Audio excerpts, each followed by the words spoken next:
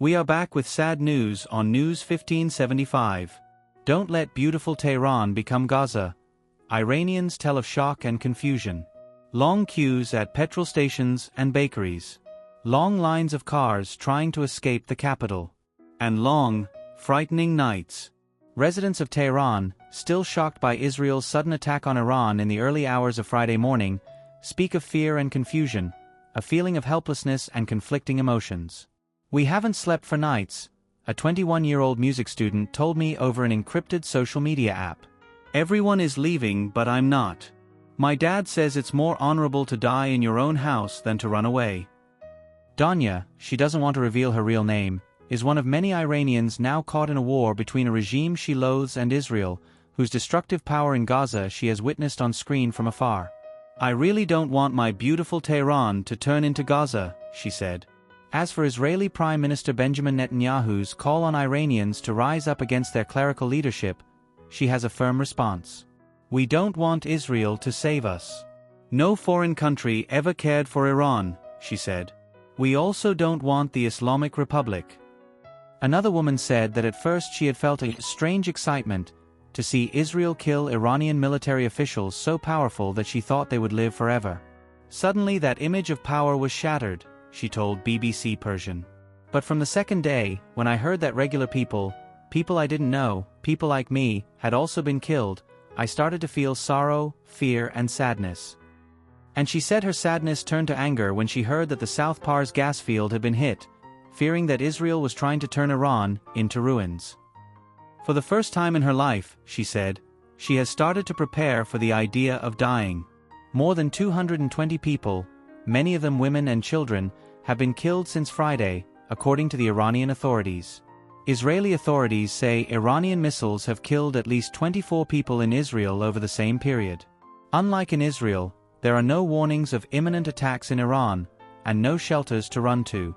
Missiles fall from the sky, but a campaign of car bombs in Tehran, as reported by both Israeli and Iranian media, has sown further panic and confusion. Even some supporters of the regime are reported to be upset that its much-vaunted defenses have been so thoroughly exposed. And, among many Iranians, distrust in the authorities runs deep. Danya used to defy the regime and its strict dress code by going out with her hair uncovered. Now, with her university exams postponed until next week, she's staying at home. "I get so terrified at night," she said. "I take some pills to help me relax and try to sleep." The Iranian government has suggested that people shelter in mosques and metro stations. But that is hard, when the explosions seem to come out of nowhere. Tehran is a big city and yet every neighborhood has been somehow affected by the damage, another young woman told BBC Persian.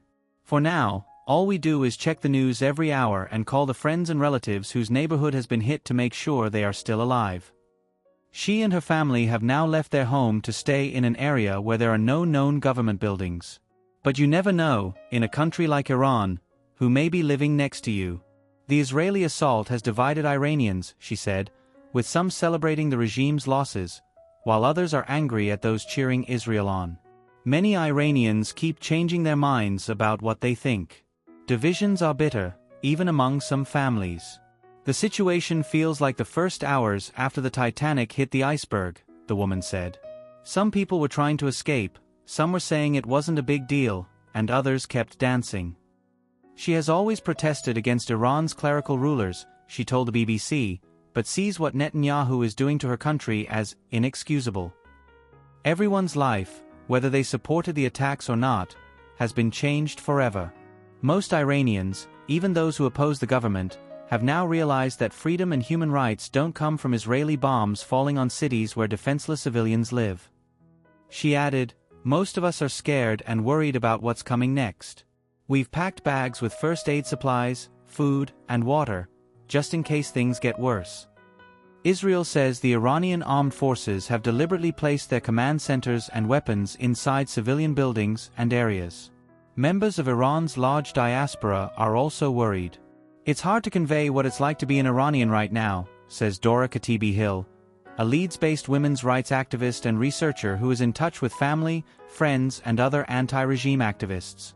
"You're happy that members of the regime, who have been torturing and murdering people, are being taken out. But we know that civilians are dying. This is a devastating humanitarian disaster. And Iranians are not being given accurate information on what is happening, she says. The main person in Iran, the Supreme Leader, is still alive while Iranians are fleeing for their lives, she adds. No one wants Iran to turn into another Iraq, Syria, or Afghanistan.